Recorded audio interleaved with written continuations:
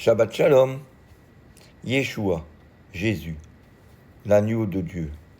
Le lendemain, il vit Yeshua, Jésus, s'approcher de lui et dit : Voici l'agneau de Dieu qui ôte le péché du monde. Jean chapitre 1, verset 29. Sous la loi de l'Ancienne Alliance, lorsque quelqu'un commettait un péché, il devait offrir un sacrifice pour en obtenir le pardon. On pouvait offrir différents animaux, comme par exemple des pigeons, des agneaux, des bœufs. Mais le problème avec cette règle, c'est qu'il fallait à chaque fois recommencer pour obtenir le pardon des nouveaux péchés commis.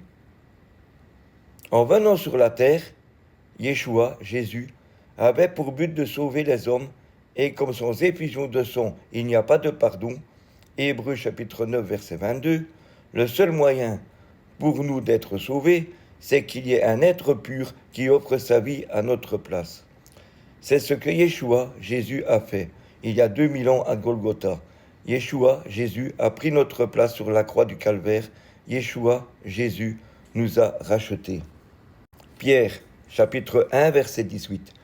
Sachant que ce n'est pas par des choses périssables, par de l'argent ou de l'or, que vous avez été rachetés de la vaine manière de vivre que vous aviez hérité de vos pères, mais par le sang précieux de Christ, comme d'un agneau sans défaut et sans tache, prédestiné avant la fondation du monde, et manifesté à la fin des temps, à cause de vous qui par lui croyez en Dieu, lequel l'a ressuscité des morts et lui a donné la gloire, en sorte que votre foi et votre espérance reposent sur Dieu. En mourant en sacrifice à la croix, Yeshua, Jésus, a effectué le sacrifice parfait. Il est l'agneau de Dieu. Ce sacrifice a été effectué il y a 2000 ans, mais il est encore valable aujourd'hui. Et jusqu'au retour de Yeshua, nous n'avons plus besoin de sang, ni des pigeons, ni des boucs. Yeshua a donné lui-même sa vie. Personne ne me l'ôte, mais je la donne de moi-même, dans Jean 10, 18. Et il n'a point ouvert la bouche, semblable à un agneau qu'on mène à la boucherie. Isaïe, chapitre 53, verset 7. Yeshua, Jésus, a tout accompli à la croix. Il s'est humilié lui-même, se rendant obéissant jusqu'à la mort, même jusqu'à la mort de la croix. C'est pourquoi aussi Dieu l'a souverainement élevé et lui a donné le nom qui est au-dessus de tout nom.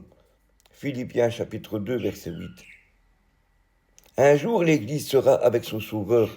Réjouissons-nous et soyons dans l'allégresse et donnons-lui gloire, car les noces de l'agneau sont venues et son épouse s'est préparée, et il lui a été donné de se revêtir d'un fin lin éclatant pur, car le fin lin, ce sont les œuvres justes des saints. Et l'ange me dit, écris, heureux ceux qui sont appelés au festin de noces de l'agneau. Et il me dit, ces paroles sont les véritables paroles de Dieu. Apocalypse chapitre 19 verset 7.